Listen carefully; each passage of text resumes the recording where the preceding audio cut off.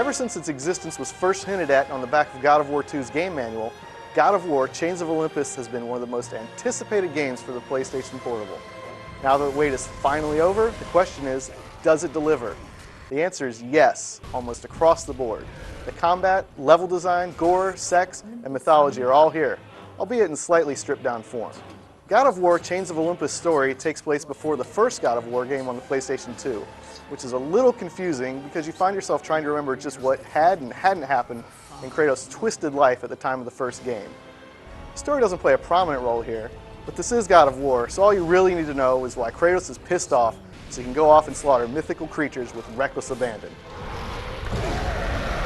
With few exceptions, the combat in Chains of Olympus is just as you've come to know and love. The controls are tight and in general quite good. Learning to evade attacks requires a bit of adjustment, given that you need to hold both of the shoulder buttons and then move the analog stick, but you get used to it and it works fine. Kratos still has his trusty Blades of Chaos, and eventually you'll get your hands on a second weapon, the Gauntlet of Zeus, which is a giant glove that Kratos can use to pummel his foes.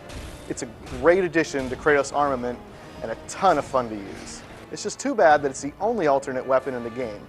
Magic is a bit limited as well, and the first ability you get is also the most useful.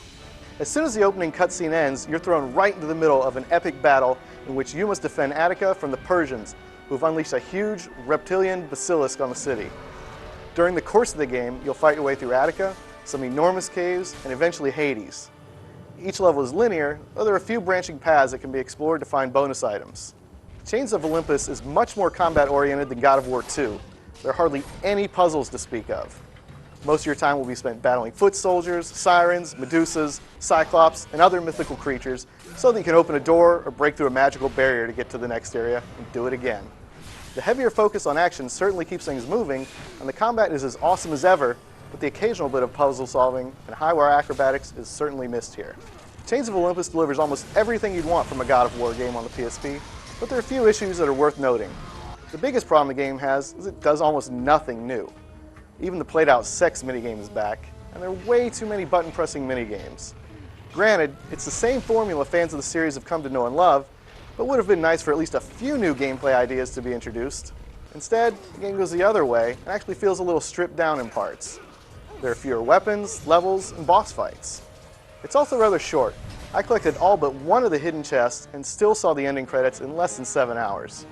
True, you're left wanting more because the game's a blast and there are a number of unlockables, but it's still over far too quickly.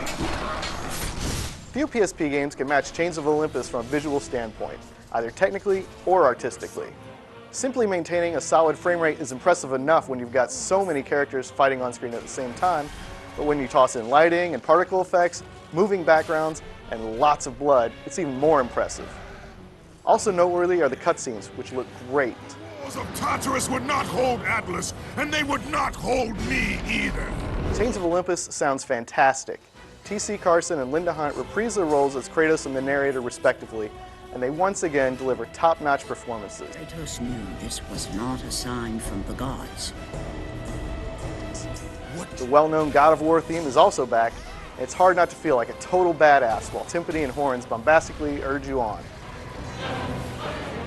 Like Grand Theft Auto and Siphon Filter before it, God of War successfully pulls off a console experience on a handheld. Some new ideas and a better mixture of puzzles, platforming, and bosses would have been the icing on the cake, but Chains of Olympus is an excellent game that delivers most of what God of War fans have come to expect from the series.